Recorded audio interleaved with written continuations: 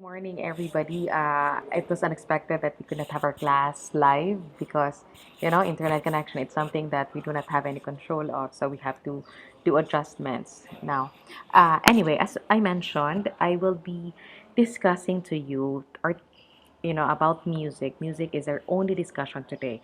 Now, music is a very, very broad topic, but I will be congesting it into an hour of discussion or maybe even less because I just want you to have a background of what it is. And I need to discuss music with you because music is very close to my heart because my uh my connection with art is technically purely on music. I am an artist. I am a performer, but basically more of in music because I'm a pianist and then I play flute and clarinet and I'm also a singer. So definitely, the one way that I can let you appreciate art or what type of art that I could let you um, appreciate or be involved in is actually music. So that's what I will be doing today, and I hope you will be there to listen and to learn about music with me. So let's start with our discussion on the mediums of music. So music is produced because of certain mediums. Now, first of all, let's identify what music is. Again, music is an artful arrangement of sounds across time. An artful arrangement, there is a series of arrangement of notes and the rest and all the other dynamics that you have to include for you to be able to appreciate music or the sound that you are hearing. Now, in music, there's what we call a pitch. It is a special kind of sound produced by a particular kind of vibration. And as we go along, you would know what this is. Now, a vibrator is part of the instrument which produces the regular vibration. So, when we are talking about musical instrument, every medium actually has a pitch and a vibrator. Because that's part of how uh, instruments or sounds or music is actually produced. Okay. Now, we also have musical symbols that we consider. This is what we call a staff. And when we look at a musical piece or a music piece, we can see all these symbols, music pieces. If you play an instrument, you have to know all these things because it will help you know the notes or the things that you have to follow for you to create an artful music. So first of all, we have a staff. These are the kind of lines. These are composed of 5 lines that you can see in a music sheet.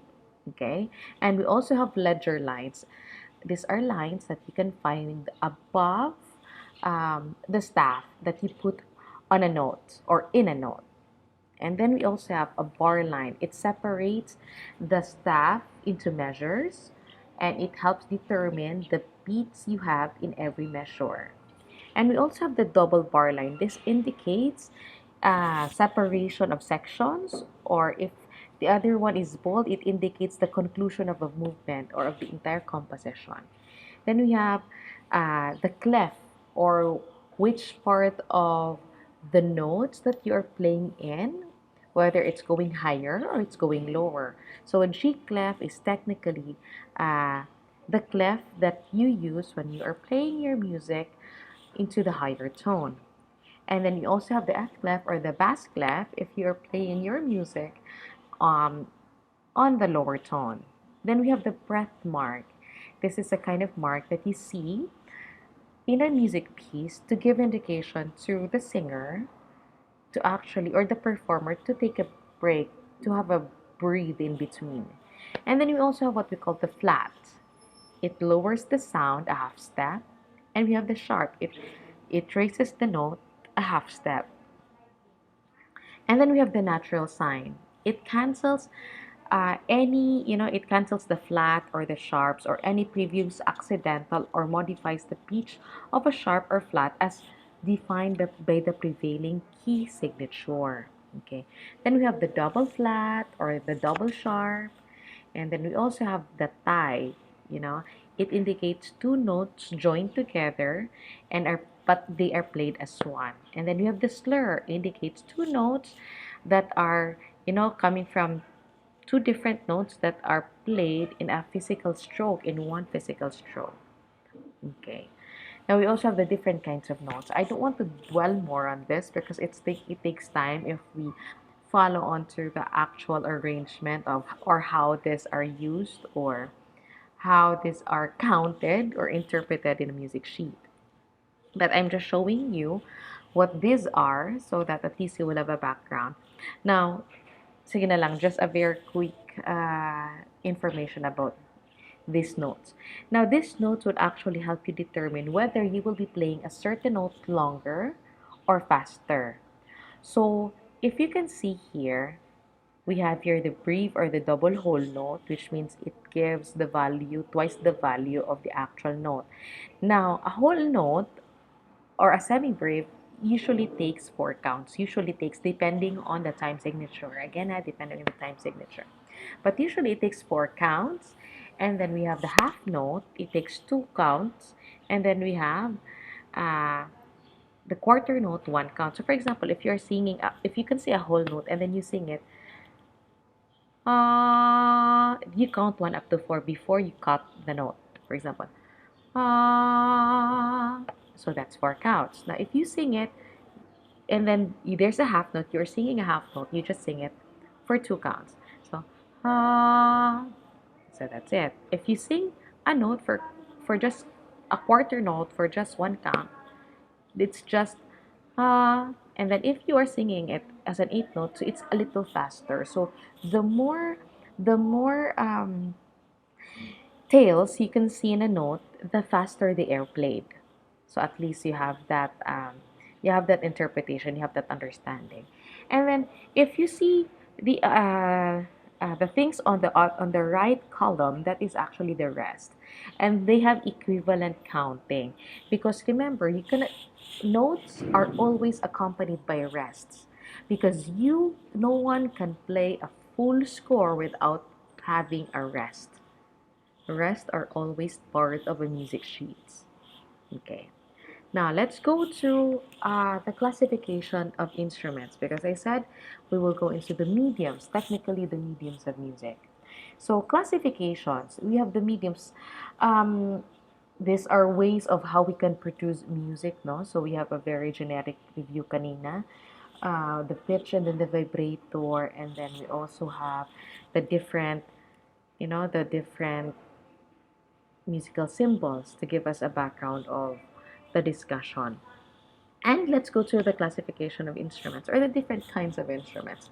I know you have a background of a few things, but let me, for those who do not know, let me share to you the classifications of musical instruments so that and for you to identify different kinds of musical instruments as well. Now we have here strings. Now when you say strings, by the way, musical instruments or music instruments are classified on how they are actually played or on how they produce music. So, for example, uh, when you strings are actually played by bowing or strumming or plucking. So you can identify um, this type of instruments that they belong to strings if again they are bowed, they are plucked, or um, and then they have strings. So example would be harp. Okay, so you can see uh, it's plucking or strumming at that. There's a harp, and then we have a cello. A cello is, maybe you could see if you have seen a violin. The cello is way bigger, and it is played differently in a different position because you have to be seated for you to be able to play a cello, and the cello has a lower register compared to the violin. Then we also have the bass cello. The bass cello this time is larger than the cello. If you need to sit when you are playing the cello, when you are playing the bass cello, on the other hand, you have to stand up because it's again bigger. So if you can see in this picture, the cellists are on this side, they are seated, and those who are playing the bass cello are standing up because it's a big instrument and they take the bass sound or the lower registers, the lower notes of the music sheets, especially in an orchestra. Now, another classification, we have the woodwind and then we have the brass. But altogether, there are wind instruments. Why are they wind instruments? Because you can only produce a sound when you blow and you use air or the wind to play to produce music in it or to produce a sound at that. So woodwinds, definitely, if it's made of brass like silver and gold, or yeah, or any form of brass, that's a brass instrument. Okay, and you can play this by blowing through the pipe. Now, a flute is an example of a brass instrument because it's made of a brass. Now, an oboe, on the other hand, again, this is a wind instrument at the same time, but this is a woodwind because apart from it's made by a wood, it uses a reed, a double reed, and a reed is actually originally made up of wood. Ano yung reed? Yung reed is ito yung nasa mouthpiece. It's made up of wood that you actually put pressure on it. You bite in, put pressure on for you to be able to produce a sound. So an oboe is a woodwind instrument. And we have the piccolo. Piccolo is considered to be woodwind before, but there are new developments of it now that there are piccolos that are made up of brass. But if you look at it, the way it is played is actually like a brass instrument because it's just blown and there's no reed. And then we have the tuba. The tuba is actually a brass instrument. Okay, so it's blown and there are no reeds in it. Then we also have the trombone. The trombone is again another kind of brass instrument. It's quite longer and it's like a trumpet, but it has a longer spike for you to, to stretch out to be able to play a sound.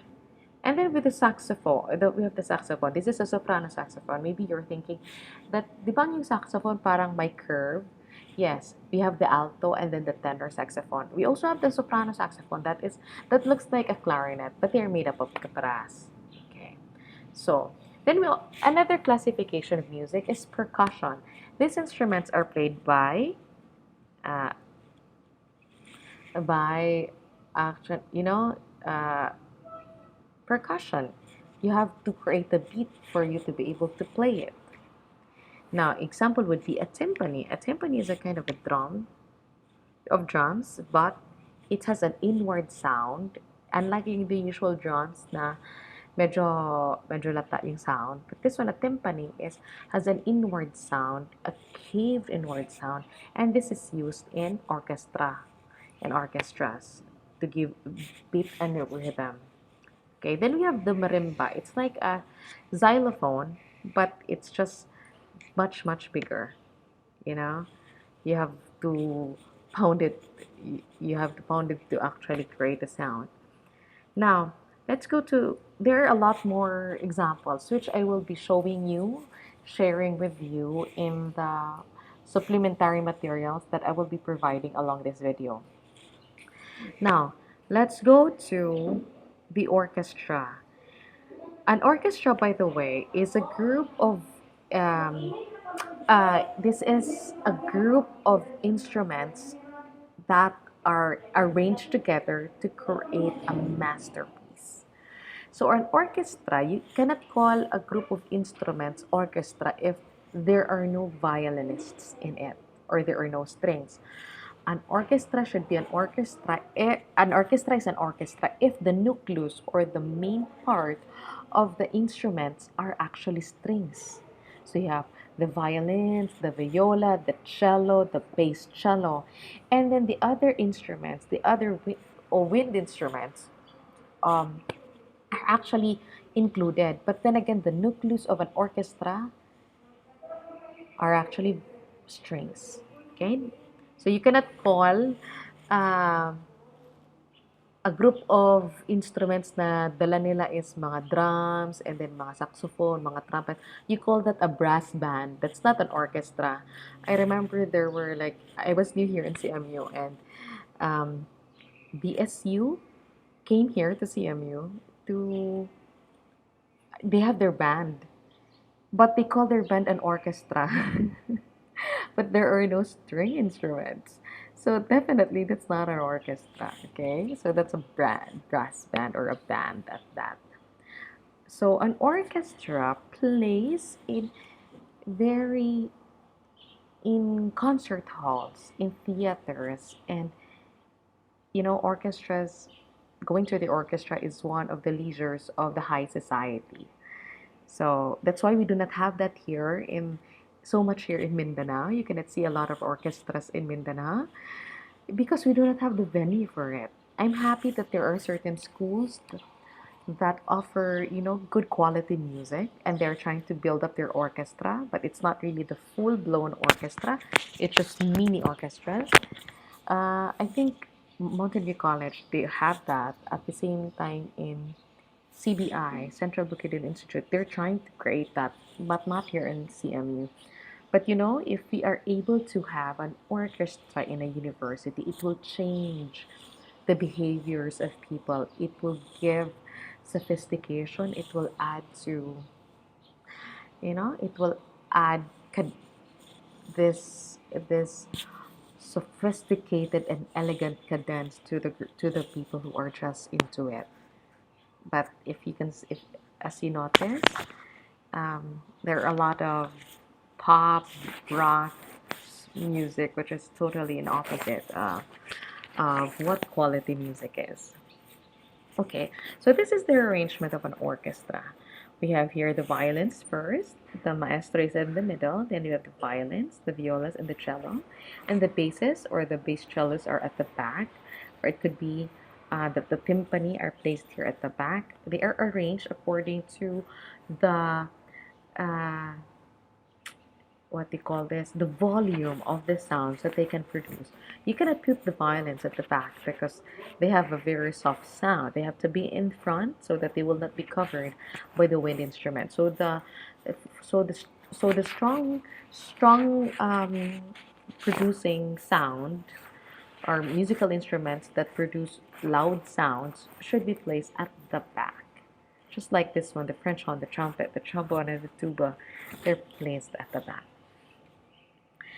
Okay, so here are the combinations, as what I mentioned. So there are combination of instruments. It's not just only orchestra. In the Philippines, again, the arrangement of instruments would depend coming from the country, from every country, because there are certain distinct musical instruments in every country.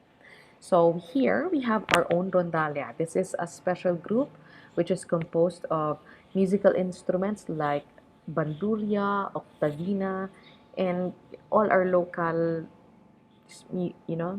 sounds, local musical instruments rather. Then we have the pangkat kawayan. Alam niyo yung musical instruments made of bamboo? That's pangkat kawayan. Then we have the symphonic orchestra. So this symphonic orchestra is quite smaller than the full-blown orchestra. Then we have the opera and the ballet orchestras. These are the really full-blown orchestras that you can find in first world countries. They share symphony orchestras and the size and structure, but this time it has, when you say opera, there are there is an involvement of opera singing and there's an involvement of ballet dancing. So a ballet orchestra technically accompanies the ballet performance in mostly first world countries. And we also have the chamber orchestra, consists of 25 or fewer players. So this is a smaller type of orchestra.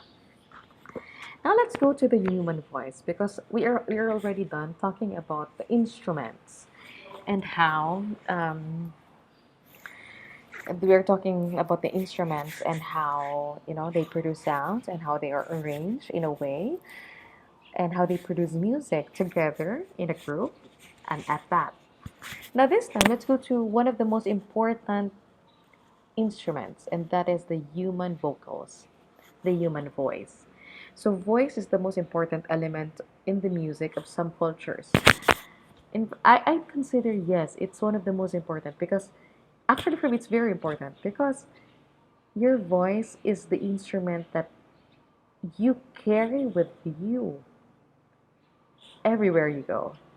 Unlike musical instruments, you have to, you have to go to when you take a plane, you have to carry a very big baggage for you to carry your instruments. But when you have your voice, it's there, it's embedded. So you have to harness that musical instruments you have in your human body. Now, there are divisions of voices.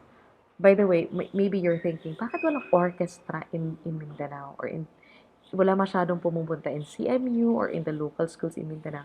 Because technically, orchestras um, are in cities. Because again, ito yung parang ano, entertainment ng high society. And it would be very expensive to bring them to Mindanao because yung flight pa lang mahal na. How much more yung baggage? You will be paying a lot and a lot more because of the baggage. Kasi malalaki yung instruments. Kailangan nilang isama niyan. you know. That's why. Anyway, let's go back to the voice. So there are four major divisions of voices. You have the soprano, alto, tenor, and basses. So when you say soprano, this is the highest female voice. But there's what we call soprano 1, soprano 2, and there are also classifications like coloratura soprano, lyric soprano, and so forth. There are a lot of classifications. Whether your kind of soprano is heavy or whether your kind of soprano is actually lower in tone in register. So anyway, soprano, it means that you are a singer who can reach the high registers and the high notes and you have a high register of tone. When you say alto, in a music sheet, you sing the harmony and you sing a note lower than the soprano. Okay? So, I'll give examples later on. Maybe for a soprano, we can say, sino bang soprano? mm, female local artist. Maybe with Regine Velasquez is a soprano. She has high register, and she sings higher notes. Yes, she is a soprano. Lea Salonga, it's a mezzo soprano. When you say mezzo soprano, that is a voice in between soprano and the alto. Okay, so a mezzo soprano, it means the singer could sing alt soprano at the same time alto. So that's a very good advantage. Then we also have an alto. I'm trying to think of a good alto singer that you know. Mm, I couldn't think of any, but maybe Cherise Babanco. People think that she's a soprano, but her register is actually an alto. So that's like a lower tone. Okay. Then we have the tenor. So when you are a guy, remember the soprano and alto used for the female voice. When you're a man, there are only two categories. There are categories. We have two major categories. We have the tenor, and then we have the bass. You're a tenor if you sing a higher register or higher notes. You're a bass if you sing the lower register. Now, if you are someone who can sing both and your register is in between the tenor and the bass, you are called a baritone. Okay? Just like a mezzo soprano is in between the soprano and the alto. A baritone is in between a tenor and a bass. So we also, again, as mentioned, we have here the different classifications of sopranos. We have the coloratura, the lirico, the dramatic soprano. Okay, this is according to their to from lighter voice down to the deeper type of voice. Okay. So here, Renata Tibaldi is an example of a good soprano singer. Joan Sutherland, you can search them and listen to their beautiful soprano sounds. And again, we also have the alto or the contralto or the mezzo soprano. It's the middleweight voice. It's rich and warm. And then we have the dramatic contralto. It's like really deep. It's deep voice, deepest and richest female voice. So that's the dramatic contralto. And tenor, we also have the lyric tenor, that it's light. Then we have the lyrico spinto tenor, and then we have the dramatic tenor. It's wider and heavier in range. So Luciano Pavarotti is an example of a dramatic tenor. Sometimes he could be a lirico spinto tenor. And we also have Andrea Bocelli. Now let's go to the baritone and bass. So we have the lyric baritone, the dramatic baritone. We have the basso cantante and the basso profondo. So this is basso profondo is the deep bass. It's like mura siyang baka. It's heavy, and basses are very much needed because they take the beat. Now, if you would wonder what's the significance of having the four type of voices, remember if you're in a choir, the sopranos and the basses are actually like it's like a sandwich. The sopranos and the basses are like the bread in a sandwich. They encompass it. They encompass the the bass gives the beat, the soprano gives the melody, and then the tenor and the alto are actually the harmonies. They are like the patty in the burger in a sandwich. Okay, so I hope you understand the beauty that they give. That altogether, if you put SATB, soprano, alto, tenor, and bass in one singing, you create a very good music. Now, Josh Groban, by the way, is an example of a very good baritone. Now, let's go to the elements of music that we need to cover. In actual music and in actual singing or in music playing, we have to consider the elements for us to be able to create a beautiful music, produce beautiful music. We have first the beat and meter. It refers to rhythmic patterns produced by grouping together strong and weak beats. So the beat and the meter, again, the rhythm of it is part of the beat and the meter because it will give you um, the idea of how the music is played or how it should be the beat of the music as a whole, and then the meter of how fast it should be you know so the beat is again fundamental. It's like, that's why the basses are in a cappella spaces. They function as the beat.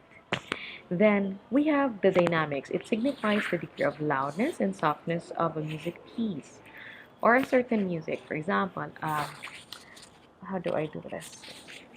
Dynamics for the loudness. This is the combination of the loudness and the softness of music. So for example, Moon River, wider than a mile. I'm crossing you in style. So there's that loudness and softness of voice. Okay, so that's the dynamics.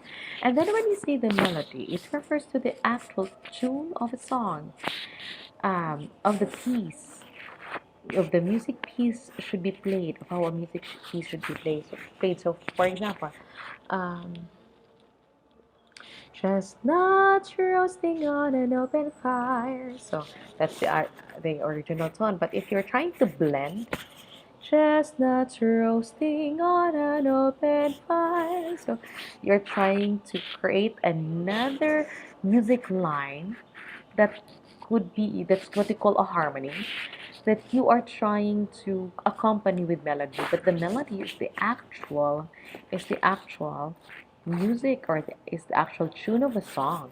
Okay, so now we have the timbre. Timbre refers to the quality of sound that distinguishes one voice. So the timbre is like the weight of your voice. So for example, you have a very light timbre voice, or you have a deep voice. So the timbre or the quality of the voice or of the music has something to do with it. So, and then we have the harmony. I mentioned that, and we have the pitch, the relative lowness. So that's like highness, and then lowness. Ooh, that's like lowness of pitch. The highness or lowness of pitch. So we also have the tempo. It indicates how fast or how slow the music should be played. Okay. Now, I think that covers our discussion in music, since we still have a lot to cover in under our discussion in arts. But I hope you've understood and you've learned something about music. Um, for those who are singers and for those who could actually, could actually play an instrument, I need you to start practicing, because we will have an important activity, graded activity that is related to music arts. Okay? Um, but if you cannot sing or if you cannot play an instrument, then you have to find your niche or what aspect in music are you, are you exposed in or are you good at? Because we really need to find that musicality in you. Remember, we are Filipinos. We are known to have very beautiful voices. And or if you think that you do not have a good voice just yet, you know, maybe you could submit, give me, maybe tell me in class if you, you love to sing, but you do not know what your voice is, or you do not know whether you can sing or not. Um, I could be of good help with you because maybe for those who do not know, I created the Music Society of Central Mindanao University, and I am the conductor of the choir and the founder of the university choir, which started 10 years ago. Um, I and you know I'm so impressed when I got here to CMU when uh, and decided to create the choir because there are a lot of raw, unadulterated talents, and I even if we are distantly learning, I still would encourage you to hone that skill hone that skill because it will lead you to places. And arts, especially music, it could change the world. It could bring you to places. It could help you with your stresses, with your it improves your mentality. By the way, I will give a separate lecture or discussion about the importance of music, no? Kasi we may be thinking na, huh? Ano bang music? Music lang naman yan. There's nothing wrong with it. No, everything is music would affect your psyche, the way you think, the way you speak, the way who you are. There's the psychology of music. Music could make you cry, it could make you laugh, it could make you, it could give you all these types of emotions. And it's very, very important. I hope to have a separate discussion and hope to have a separate video discussion with you on that so that you would know how important music is. Kasi hindi alam ng mga tao kung gaano siya ka-importante.